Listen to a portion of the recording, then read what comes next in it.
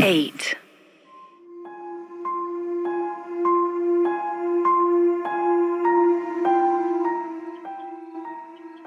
रात के 9 बजने को हो रहे थे। पीलीभीत के पास के उस गांव में जहां पर वो कल्ट रहता है, वहां पर शैतान की आरती शुरू हो चुकी थी। पर वहीं वेदा उस कुएं की तरफ जा रहे थे जहां पर गांव वालों ने वो कैमरा फेंका था। वो कुआं जो ऑलमोस्ट काफी चीजों से आधा भर चुका था। वेदा ने टॉर्च मारकर अंदर देखा तो उन्हें वहीं पर वो कैमरा दिखाई दिया, पर उसी कैमरे के पास कुछ हड्डियां भी पड़ी थी जो आधी खाई हुई थी। वो हड्डियां इंसानों की थी, एक नहीं बल्कि बहुत सारे इंसानों की। और उसमें वेदा को ताजी हड्डियां भी दिखाई दे रही थी जो शायद उसी रिपोर्टर की थी। वेदा का दिल रुआसा हो गया। उन्होंने ज्यादा देर न करते हुए सीधा कुएं में छलांग लगाई। चीजें उसमें काफी भरी हुई थी तो वो कुआं इतना गहरा नहीं था। वेदा काफी आराम से उसमें कूद गए और उन्होंने कूदते ही वो कैमरा उठाया। कैमरा तो पूरा तहस महस हो चुका था, पर वो कैसेट बिल्कुल सेफ थी और चलने लायक लग रही थी। वेदा ने जल्दी से उसको अपनी जेब में रखा। वहीं दूसरी तरफ शैतान की आरती की जा रही थी। शैतान की मूर्ति वो काफी बड़ी थी, पर उसका सर नहीं था। उसके 4 हाथ थे जिसमें हथियार थे, बड़े बड़े पैर थे, उनके पंजे भी बहुत बड़े थे और उन्हीं पंजों के पास खून, मुर्गा, बकरा ये सब रखा हुआ था जिन्हें काट काट कर उन्हें चढ़ाया गया था। आरती चल रही थी कि उसी बीच उस मूर्ति ने लात मारकर उन कटोरों को दूर फेंका, जिससे सारा खून जमीन पर बिखर गया। मुखिया जी समझ नहीं पाए कि महाराज को गुस्सा किस बात पर आ गया है। गांव के सभी लोग जमीन पर नाक रगड़ने लगे। मुखिया जी भी नाक रगड़ते हुए बोले, मेरे मालिक, ऐसी क्या भूल हो गई हमसे जो आप ऐसे रुष्ट हो गए हो। जिस पर एक लात उस मुखिया को पड़ी और वो दूर जाकर गिरा। तभी गांव का वो कसाई जो इंसान काटता है वो खड़ा हुआ और अजीब तरह से हिलने लगा। देखते ही देखते उसकी पूरी आंखें काली हो गई और उसके हाथ पैर अजीब तरह से हिलने लगे। उसने मुखिया को उठाया और मारना शुरू किया।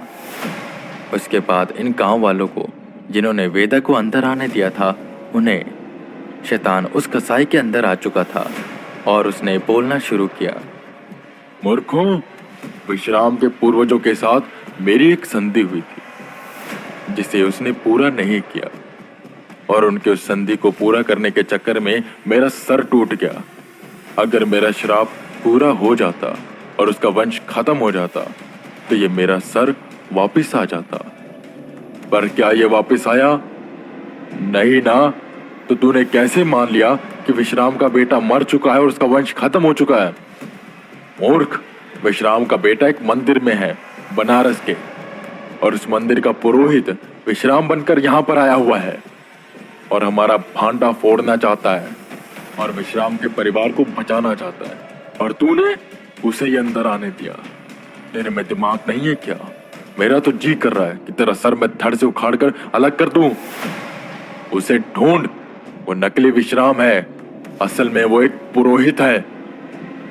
ये सुन सब गांव वाले हैरान हुए और वेदा को ढूंढने लगे।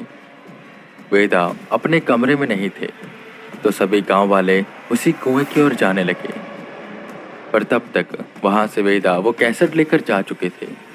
वेदा को पूरे गांव में ढूंढा जा रहा था कि तभी उन्हें वहां पर एक बैग दिखाई दिया जो कि वेदा का था।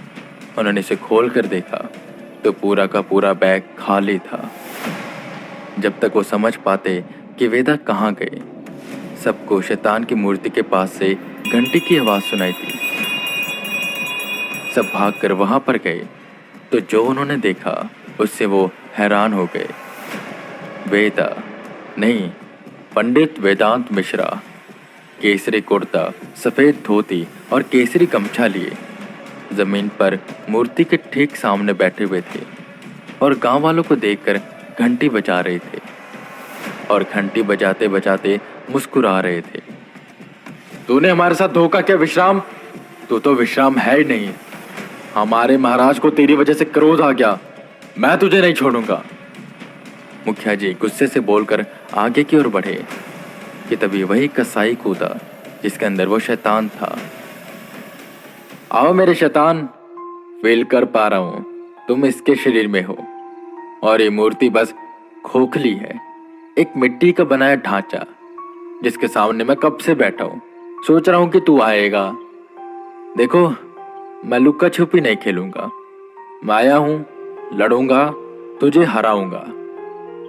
वेदा ने कहा, जिस पर हंसते हुए वो शैतान बोला, बड़ी लकड़ी लेना मैंने आज तक सुना था, पर आज देख भी रहा हूं। तुझे क्या लगता है तू मेरा सामना कर पाएगा? मेरा सामना? तू जानता है मैं कौन हूं? वेदा एकदम से उठे। नहीं, मैं नहीं जानता तू कौन है, जानना भी नहीं चाहता हूं तू कौन है, जान के कुछ करूंगा भी नहीं तू कौन है। जो तू है बस 10 मिनट के लिए है, उसके बाद तू कुछ भी नहीं होगा। वो कसाई एकदम से गुस्से से लाल हो गया। उसने अपने वो बड़े बड़े चाकू निकाले और वेदा की ओर लपका। उसने वेदा पर वार किया, जिस पर वेदा ने एक हाथ से उसको रोका, पर उस कसाई के अंदर अनंत शक्ति थी। वो सामान्य इंसान की ताकत नहीं थी। शैतान अपनी पूरी ताकत लगाता है। वेदांत एकदम से उसका हाथ छोड़कर पीछे की ओर कूदे। बस हो गया, अभी तो मैंने कुछ शुरू भी नहीं किया। ये तो मेरे पास थोड़ी सी शक्ति है।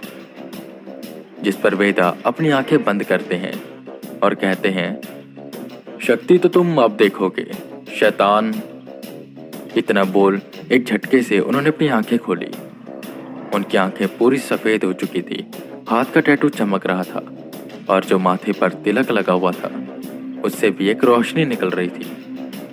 ये देख सब गांव वाले हैरान हो गए और डर के पीछे होने लगे। वेदा ने सीधा हमला किया, जिस पर शैतान 2 कदम पीछे हुआ और अब लड़ाई शुरू हो गई। वेदा और शैतान में बराबर की लड़ाई हो रही थी। कभी शैतान वेदा पर हावी होता तो कभी वेदा शैतान पर। लड़ाई काफी भीषण हो रही थी कि तभी शैतान दूर जाकर गिरा। वेदा ने उस पर हमला किया कि तभी एक हाथ बीच में आ गया। हाथ जिसने वेदा को दूर उठाकर फेंका। एक 11 फीट लंबा शख्स ओवरकोट पहने उनकी लड़ाई के बीच में आ गया था। चेहरा पूरा जला हुआ था, जिसमें से आंखें बाहर की ओर निकल रही थी। होठ थे नहीं तो दांत साफ साफ दिखाई दे रहे थे और वो देखने में बेहद डरावना लग रहा था। उसे देख सब गांव वाले डर कर वहां से भाग गए और वेदा समझ गई कि मिडनाइट मैन आ गया है। कसाई खड़ा हुआ। मैं इस शरीर में कुछ कर नहीं पा रहा, क्योंकि शरीर की एक क्षमता है, पर मेरे सेवक की कोई क्षमता नहीं। ये अपने असली रूप में है, अपनी पूर्ण शक्तियों में है। तू इसे नहीं हरा सकता। इतना बोल वो कसाई एकदम से नीचे गिरा, जैसे उसके अंदर से वो शैतान निकल गया हो। और उस मिडनाइट मैन ने वेदा पर हमला किया, जिस पर वेदा दूर जाकर गिरे। वो काफी शक्तिशाली था। वेदा इससे पहले उठ पाते कि वो भागते हुए आया और उसने वेदा को उठाकर दूर फेंका। उसकी रफ्तार हवा से भी तेज लग रही थी। पलक झपकने से पहले ही वो वेदा के सामने आ जाता। ऐसा लग रहा था कि जैसे उसके पास कोई पोर्टल है जो 1 सेकंड के अंदर दूसरी जगह पर खुल जाता है और वो वहां पर पहुंच जाता है। वेदा उसके सामने टिक नहीं पा रहे थे कि तभी एकदम से आवाज आई, वेदांत, मैं आ जाऊं क्या? मैं इसे चुटकियों में हरा सकता हूँ। मुझे मेरी पूरी शक्तियों पर भी आने की जरूरत नहीं है। मैं मेरा पूरा रूप भी नहीं लूंगा। देख, मैं इसे हरा सकता हूँ, बस तू एक बार बोल दे कि मैं आ जाऊं।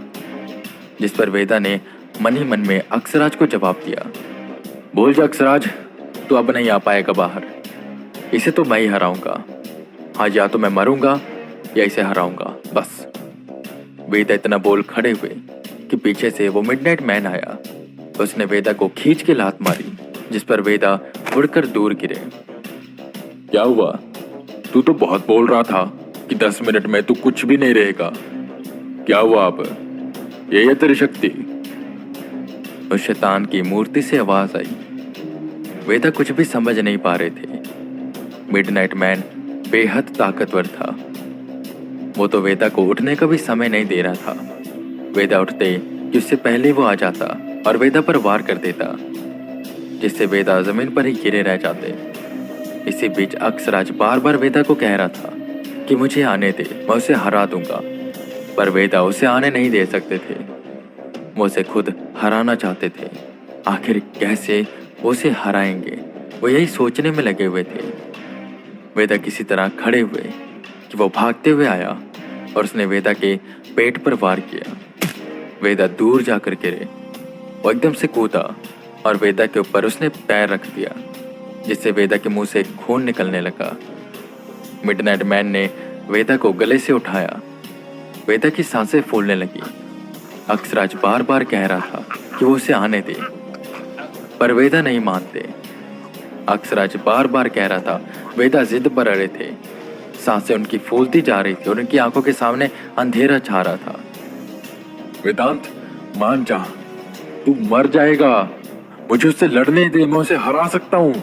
बस एक बार बोल दे कि अक्षराज तुम आ जाओ, देख मैं इसे कैसे हराता हूँ। क्या वो उससे लड़ पाएंगे या उन्हें सच में अक्षराज की मदद लेनी पड़ेगी? ये सवाल वो खुद से बार बार कर रहे थे।